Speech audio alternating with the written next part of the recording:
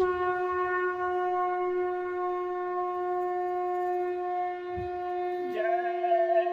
गुरुदेव। जय गुरुदेव।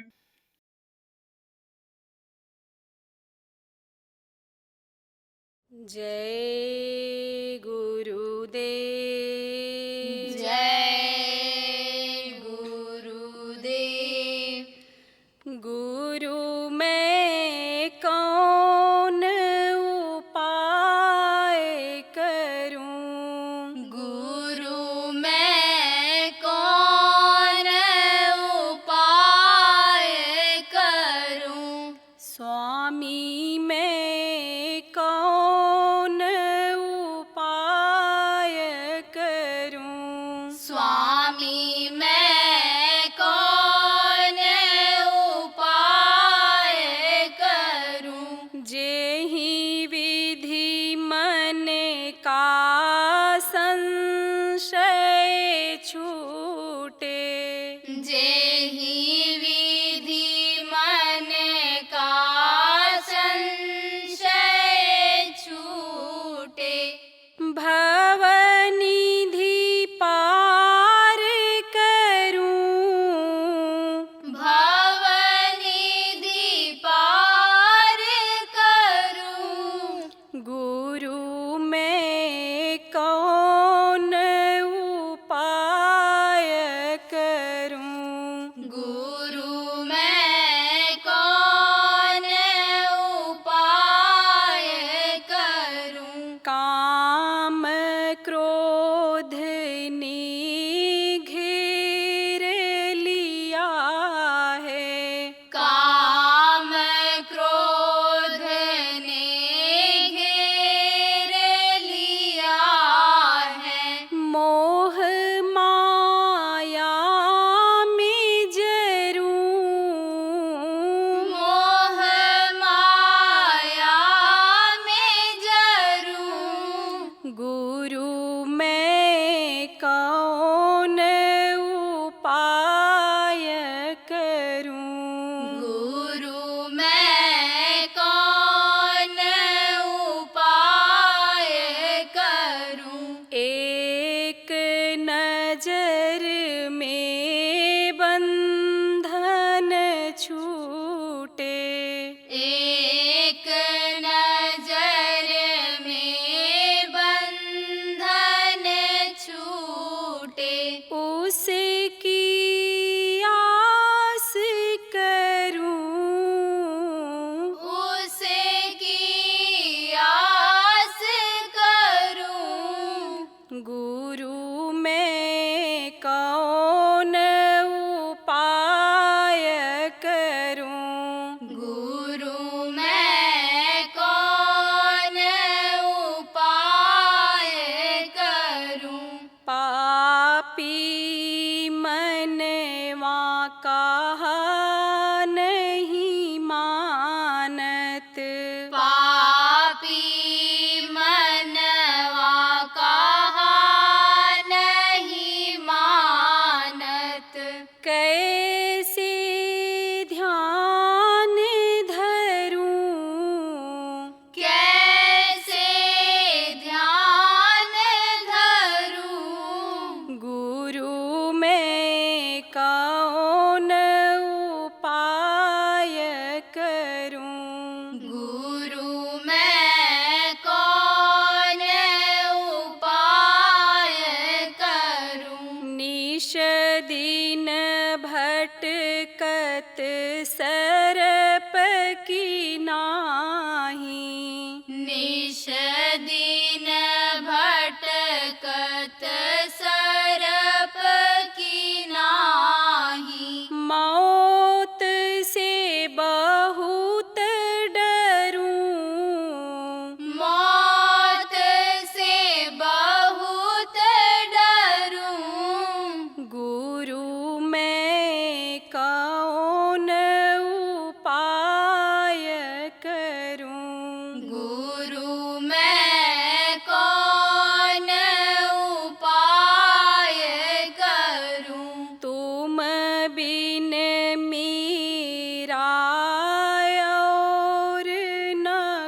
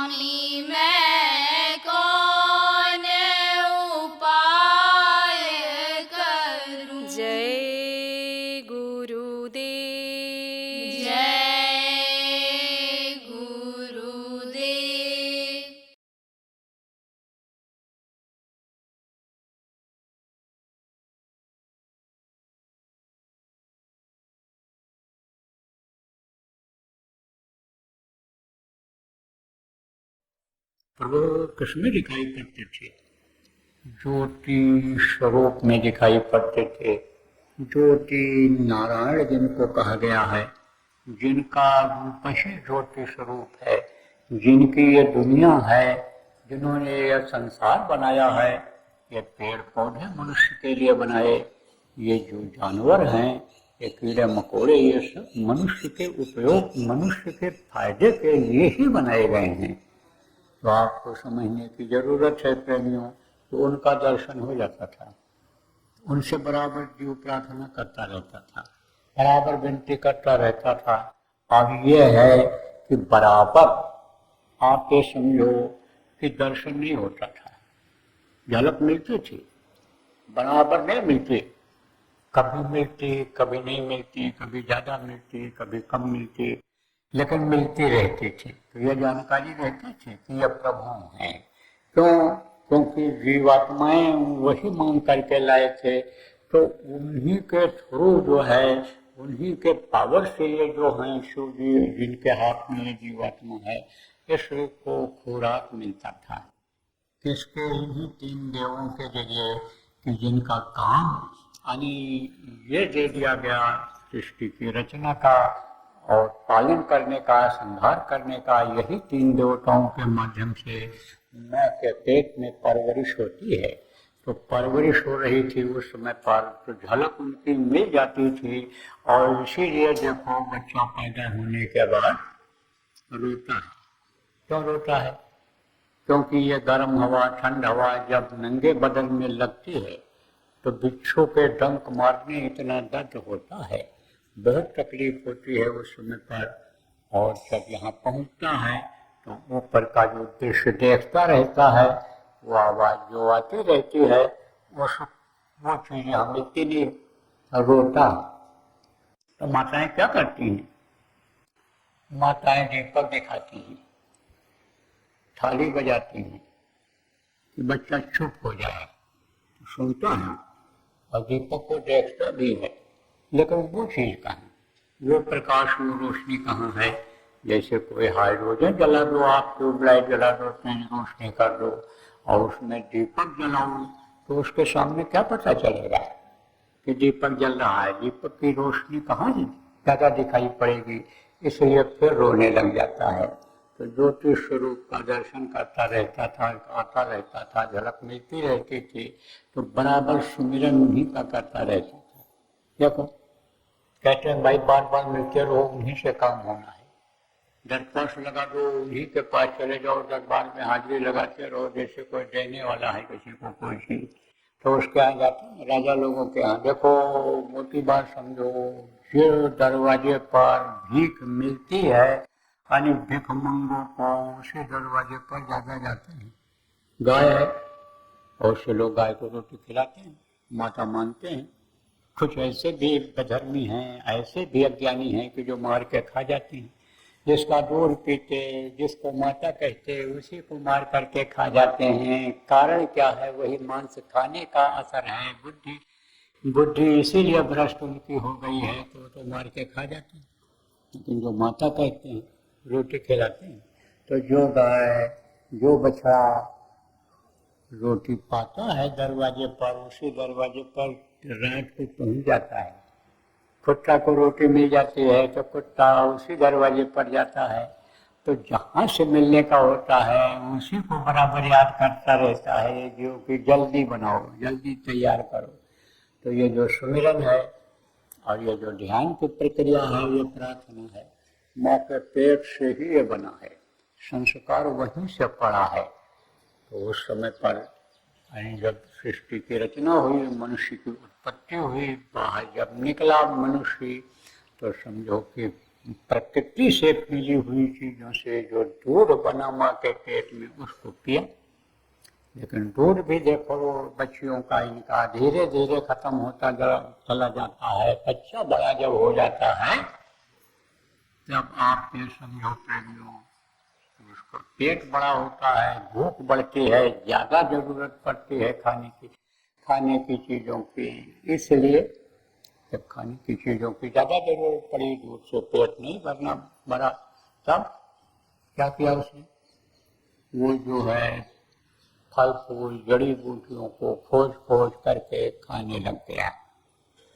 जब फल फूल जड़ी बूटियां जिनको नहीं मिली वो तो जानवरों को ही मार मार करके खाने लग गए, मांस ही खाने लगे, क्योंकि अज्ञानी थे, कोई ज्ञान नहीं था, जानकारी नहीं थी क्या चीज खाना चाहिए क्या न खाना चाहिए।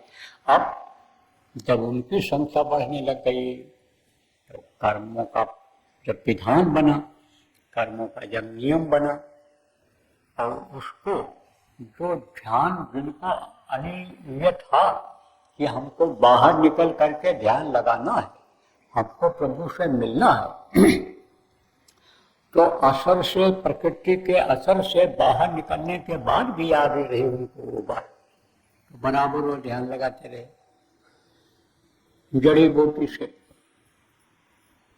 पेड़ पौधे के पत्तियों से, फल से यानी अपना पेट भर लेते थे, शरीर को चलाते रहते थे, बाकी ध्यान ही लगाते थे, ध्यान में हमेशा मग्न रहते थे।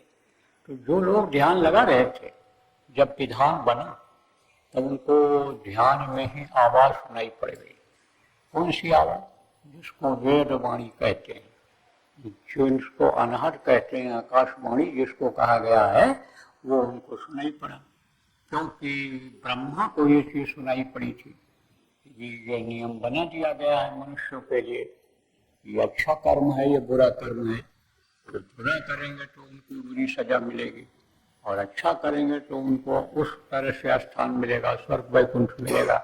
इस तरह से ब्रह्मा को जो वेद वाणी सुनाई पड़ी संस्कृत में, उस समय संस्कृत भाषा ही थी, शुरू में संस्कृत भाषा देवनागरी आप समझो, जिसको लोगों ने कहा तो वो थी देववाणी जिसको कहा गया, और वही ये संस्कृत ही देववाणी है, और संस्कृत से ही ये सारी भाषाएं निकली हैं। देखो जैसे आपका महाराष्ट्र है, जैसे आपका यानी समझो कि ये कन्नड़ भी है, आपका मलयालम भी है, इन सब में संस्कृत का प्रयोग ज्यादा है। केरल में आप चले जाओ तो वहाँ संस्कृत ज्यादा है, तमिलनाडु में भी है, आपके कर्नाटक में भी है, मैं तो गया हूँ सब जगह देखा हूँ, तो संस्कृत शब्दों का प्रयोग ज्यादा है उसमें, तो संस्कृत में सुनाई पड़ा, संस्कृत में सुनाई पड़ा, संस्कृत में ही संस्कृति उनको सीखने का मौका मिला। तो अब आप ये समझो कि जब आवाज उनको सुनाई पड़ी तब वो भजन के बारे में भी जानकारी कर पाए कि भाई आवाज भी कोई चीज होती है, आवाज सुनाई पड़ती है, तो उनको आवाज सुनाई पड़ी और आवाज में विधान बन गया, विधान बन गया कि भाई ये अच्छा है ये बुरा है, जीव हत्या बहुत बड़ा पाप है, जीवों को सताना बहुत बड़ा पाप है, यह सब अन्य समझो उसमें से बताया गया है, लिखा गया है। सत्य बोलो, हिंसा हत्या न करो, दया करो जीवों पर, मदद करो उनके, एक दूसरे के जैसे पड़ोसी होते हैं, जैसे रिश्तेदार होते हैं, जाति बिरादरी के लोग बन गए आप, तो कहते हैं भाई जाति जाति की मदद करो, पड़ोसी पड़ोसी की मदद करो, यानी व्यापारी व्यापारी की मदद करो, नौकरी वालों की मदद करो, एक एक समूह जैसे ऐसे बन गया। ऐसे ही ये हुआ कि भाई जीव जीव की रक्षा करे, जीव जीव की हत्या न करे। ज्ञान उस वक्त पर उनको था इस बात का कि सब में जीव है, सब में ब्रह्म का ही अंश है, इसलिए इनकी रक्षा करो, तो लोग रक्षा करते थे। लेकिन अब जब खाने को नहीं मिलता और आदत बन गई, जैसे इस समय आदत बन गई मांसाहारियों की, अब मांस न मिले तो आदमी को ही मार करके वे खाने लग जाएंगे। जिनकी मांस के बगैर पेट नहीं भरता है, जिनका मांस के बगैर शरीर नहीं चलता है, उनको तो चाहिए चाहिए। रात को 2 बजे पहुंचे होटलों में, बोले मांस लाओ, मांस के बगैर हमारा चलेगा नहीं। अब कहाँ से लाए? तो कुत्ता लगे रहते हैं होटलों के आसपास, खाने को कुछ मिल जाता है, बर्तन से जो जूठन निकलता है खाते रहते हैं, मोटे ताजे पड़े और गए उन्हीं को मार के ले आए और मांस निकाल करके बना के खिला दिया। किसी को पता है किस चीज का मांस खा रहे हैं? उनको तो मांस मिलना चाहिए, मांस के बगैर पेट नहीं भर सकता है, मांस के बगैर जबान का स्वाद खराब लगता है। तो मांसाहार उसमें जिनकी आदत बन गई थी बढ़ा बढ़ा, अब बढ़ा तो कर्मों की सजा मिलने लग गई, नरकों में जाने लग गए। तब भाई उसने सोचा, किसने सोचा? दुनिया जिसकी है उसने सोचा कि नरकों में ही जब सब चले जाएंगे तो नरकों की संख्या तो बढ़ जाएगी, लेकिन धरती पर कौन रहेगा? धरती की ये व्यवस्था जो बनाई गई है, जमीन की जो व्यवस्था बनाई गई है, ये तो शून्य हो जाएगी। ये व्यवस्था कैसे चलेगी? वहाँ कोई रहेगा ही नहीं, तो कैसे ये पेड़ पौधे हरे रहेंगे? इनकी सिंचाई कौन करेगा? जानवरों को खिलाएगा कौन? तो इस तरह से ये व्यवस्था हमारी बिगड़ जाएगी। तब उसने भेजना शुरू किया, जिनको महात्मा कहा गया, साधक कहा गया, समाज सुधारक कहा गया, जिनको वो लोग इस धरती पर आना शुरू किए। तो जब वो लोग आए तो जिसकी वजह से बुराइयां बढ़ रही थी, जिसकी वजह से कर्म लोगों के खराब हो रहे थे, जिसकी वजह से लोगों के लिए नरक का दरवाजा खुल रहा था, उसको बंद करने का उन्होंने उपाय निकाला। कहा शाकाहारी हो जाओ, ऐसे कोई नशे का सेवन मत करो कि जिससे विवेक खत्म हो जाए, तुम्हारी बुद्धि खत्म हो जाए, सोचने समझने की शक्ति खत्म हो जाए, ऐसा काम तुम मत करो। उपदेश देना शुरू किया, और जो पावर ऊपर से लेकर के आए, शक्ति लेकर के आए, उस शक्ति से जीवों का भला भी करने लग गए। क्योंकि ज्यादातर देखो ये चर्म रोग जो होते हैं या अन्य रोग होते हैं, ये मांसाहार की वजह से ही होते हैं, गलत खान पान की वजह से ही होते हैं। तो अब इसके उपचार के लिए आपको समझो, उपचार माने दवाई, दवाई के लिए कुछ करना पड़ता है, ठीक करने के लिए दवाई करनी पड़ती है। तो उस वक्त पर तो ये अंग्रेजी और या आयुर्वेदिक, यूनानी, होम्योपैथिक, बायोकेमिक, ये सब दवाएं तो थी नहीं। उस समय जड़ी बूटियां ही थी, तो जड़ी बूटियों के द्वारा उनका उपचार यानी बताया। उन लोगों ने स्वस्थ रहने के लिए बताया, बहुत सारी शिक्षाएं दी उनको। और जब आचार विचार आहार व्यवहार सही हो गया तो स्वस्थ लोग रहने लग गए। तो वैदिक काल आया था, एक वैदिक काल इतिहास में आया था, पढ़ते हैं बच्चे वैदिक काल। उस वक्त पर शाकाहार बहुत बड़ा था, बहुत बड़ा शाकाहार, और ये शाकाहार पूरे विश्व में फैला था। लेकिन उसके बाद में जो भी कोई बाद में आए, उन्होंने कोई इस पर ज्यादा जोर नहीं दिया है, ज्यादा जोर नहीं दिया है। तब तक आप क्या आ गया ये विलक्षण का राज कहा जाता है, वो जो जिनको कोई भारतीय संस्कृति आती नहीं थी, वो लोग आए। तो उसकी वजह से यानी समझो कि भक्षाभक्ष बहुत बढ़ गया, ये मांसाहार बहुत बढ़ गया। अब जब मांसाहार बढ़ गया तो मांस का असर बुद्धि के ऊपर पड़ता है, तो ये धीरे धीरे प्रक्रिया ये खत्म होती चली गई। काहे की? प्रार्थना करने की, ध्यान लगाने की और भजन करने की, ये धीरे धीरे खत्म होती गई। और अब देखो इस समय पर ध्यान लगाते भी हैं लोग, तो किसका लगाते हैं? रुपया पैसा मिलना चाहिए उसका ध्यान लगाते हैं, औरत का, आदमी का ध्यान आदमी लगाता है, लड़का लगाता है कि लड़की कोई अच्छी मिल जाए, औरत अच्छी मिल जाए, औरत पुरुष अच्छा चाहती है, लड़का अच्छा चाहता है, ध्यान इधर हो गया, दुनिया की तरफ हो गया, दुनिया की चीजों की तरफ हो गया। अब विविधा में दोनों गई, माया मिली न तो ये मिल पा रहा है न वो मिल पा रहा है। असली चीज को जब लोगों ने छोड़ दिया, प्रभु का ध्यान, देवी देवताओं का ध्यान लगाना लोगों ने छोड़ दिया, तो न इधर कामयाबी मिल रही न उधर कामयाबी मिल रही, और आधार में लटके हुए। देखो कोई ऊपर से गिर जाए और नीचे गिरा, अगर चोट चपेट भी लग जाए, घाव लग जाए, तो उसका इलाज हो जाता है। और आपके समझो कि ऊपर ही अगर बैठा रहा, नीचे ना आ पावे, तो कम से कम बैठा तो है, और आकर के बीच में लटक गए,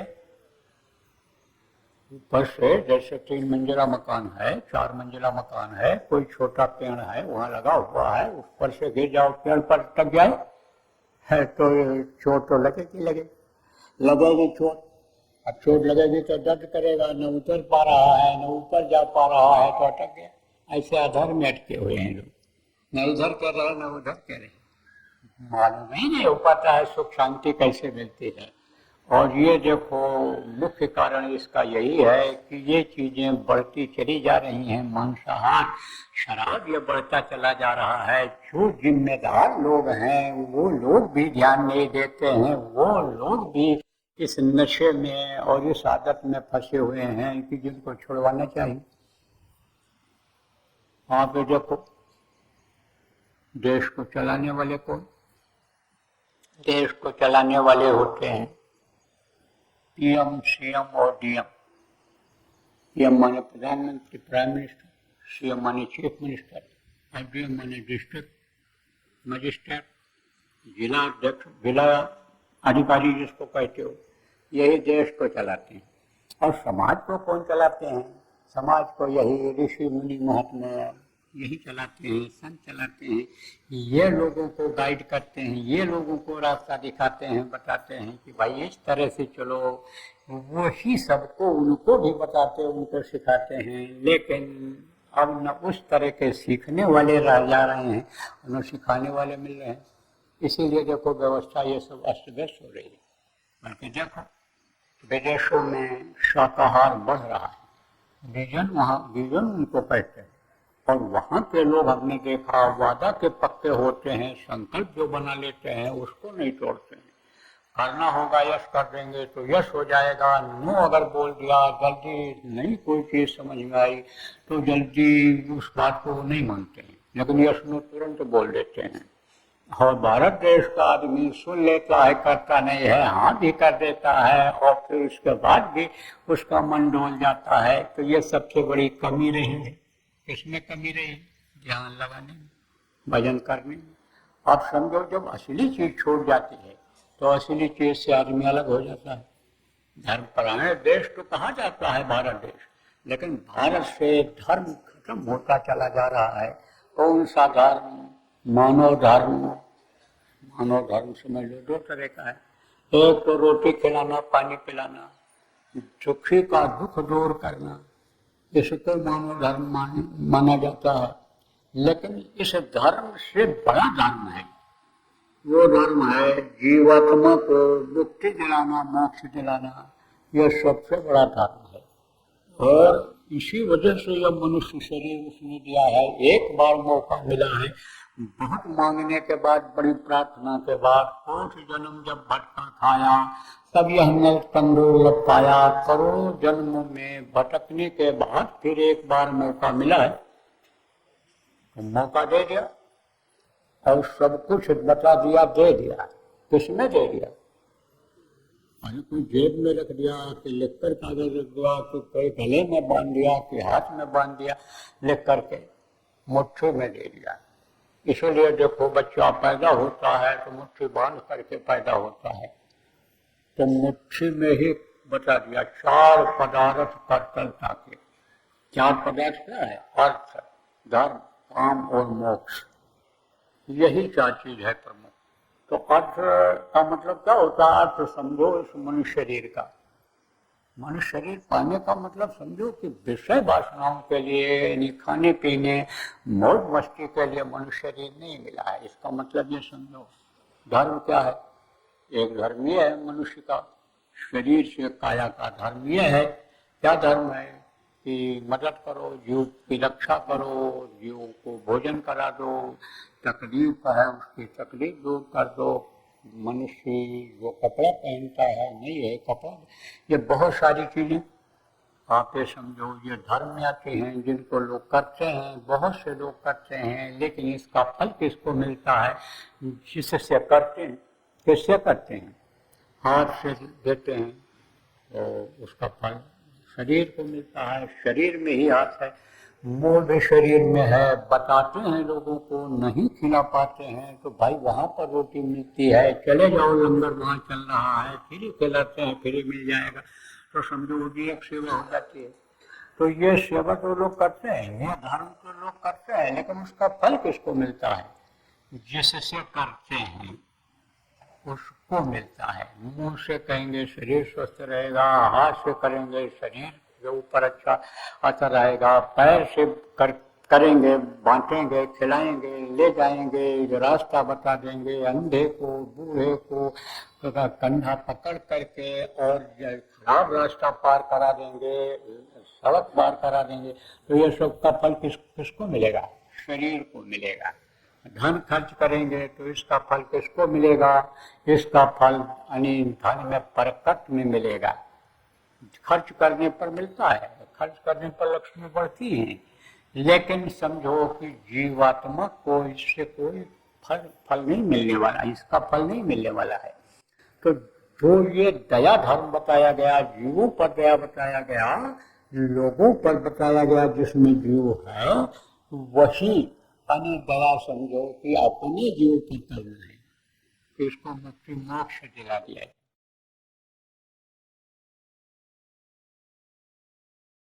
अगर ध्यान नहीं दोगे आप लोग तो आज आपको बता के जा रहा हूँ यहाँ हाथिन आने समझ लो कन्नौज जिला के इस स्थान पर, कि अगर लोग ध्यान नहीं देंगे तो कुछ समय के बाद यही नौजवान देश के 50% यानी 100 में 50 नौजवान ये पागलों जैसे दिखेंगे, नशे की आदत में पड़े दिखेंगे इधर उधर। दुर्घटनाएं बढ़ती चली जाएंगी, अकाल मृत्यु में चले जाएंगे, ये प्रेत योनियों में चले जाएंगे। पेट बड़ा होता, मुंह पतला होता है, कभी पेट ही नहीं भरता है, परेशान रहते हैं, दूसरों को भी परेशान करते रहते हैं। तो जब यही बच्चे आएंगे आपको ही लग जाएंगे प्रेत योनि में जो चले जाएंगे, तो चैन की रोटी खा पाओगे कि कुछ कर पाओगे? इसलिए ध्यान देने की जरूरत है। जय गुरुदेव।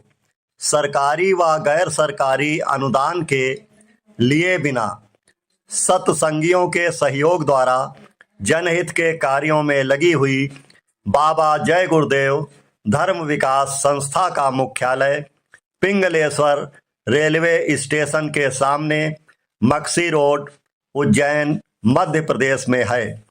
यहाँ पर सत्संग व नामदान का कार्यक्रम होता रहता है।